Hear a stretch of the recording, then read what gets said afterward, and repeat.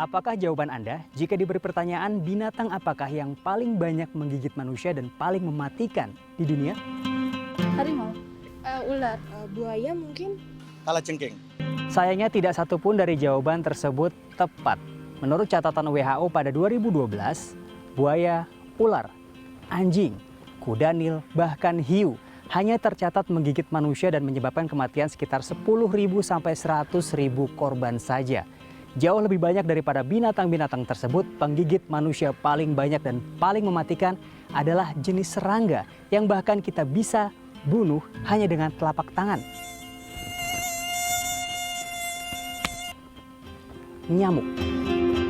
Nyamuk adalah serangga berbahaya karena dapat membawa dan menularkan penyakit sementara kehadirannya nyaris tidak disadari. Sedikitnya ada 3 genus nyamuk yang menjadi vektor atau pembawa dan penular penyakit. Ketiganya adalah Aedes, Anopheles, dan Culex yang lebih dikenal sebagai nyamuk rumahan. Menurut catatan Badan Kesehatan Dunia atau WHO, 2 jenis nyamuk yang paling banyak menyebarkan penyakit dan menyebabkan kematian adalah Aedes dan Anopheles. Jumlah penderita malaria dan demam berdarah yang disebarkan kedua jenis nyamuk ini mencapai ratusan juta orang per tahun. Jumlah penderita malaria dan demam berdarah yang meninggal mencapai ratusan ribu orang per tahun. Terdapat 3.450 jenis nyamuk di dunia. 457 jenis diantaranya hidup di Indonesia. Hanya ada satu tempat yang tidak menjadi rumah untuk nyamuk, Antartika. Peneliti serangga Lembaga Ilmu Pengetahuan Indonesia Awit Suwito yang telah meneliti serangga dan nyamuk selama 29 tahun memperkirakan di Indonesia masih banyak jenis nyamuk yang belum ditemukan dan diidentifikasi kelompoknya di alam. Namun tidak semua jenis nyamuk bisa menularkan penyakit. Untungnya tidak semua jenis nyamuk itu sebagai penular penyakit. Contohnya dari genus Anopheles saja.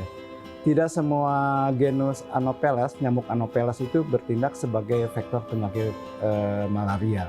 Hanya beberapa jenis tertentu, misalkan Anopheles balabaikensis, Sundaichus, Aconitus, itu yang sudah diketahui sebagai vektor penyakit. Dari kacamata ilmu pengetahuan, nyamuk adalah makhluk yang luar biasa. Tidak mengherankan penelitian tentang serangga penghisap darah ini dilakukan di seluruh negara dengan tujuan pengendalian populasi, pencegahan penularan, dan pengobatan penyakit. Dari penelitiannya tentang jenis dan perkembangan nyamuk selama 36 tahun, Profesor Upik Kesumawati meyakini tidak ada binatang lain di dunia yang gigitannya lebih berbahaya daripada yang satu ini. Ketika dibanding-bandingkan nih dengan hewan lain yang juga merupakan pembunuh gitu ya, yang merupakan pengganggu bagi manusia, ternyata nyamuk itu menduduki urutan pertama. Pada dasarnya nyamuk tidak berbahaya jika belum pernah menggigit manusia atau hewan lain yang menderita penyakit menular.